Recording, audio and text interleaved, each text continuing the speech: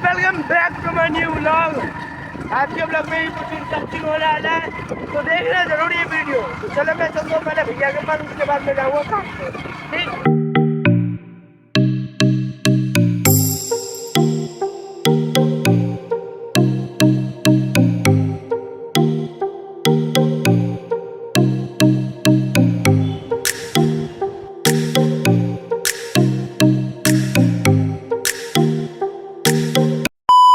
तो hey guys, अभी मैं रखा हूँ, मतलब आ गया हूँ मैं काम पे।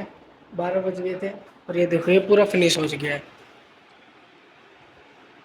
ये देखो भाई, पूरा कल बस ये दराज रह गया था, लेकिन आज पूरा हो गया। अब यहाँ पे हम बना रहे हैं स्टडी टेबल। यहाँ पे इसका लाइट दिखाता हूँ। देखो ऐसे 3 मोड है इसके अंदर। तो स्टडी टेबल बनाते हैं, अब पूरा देखो मुझे।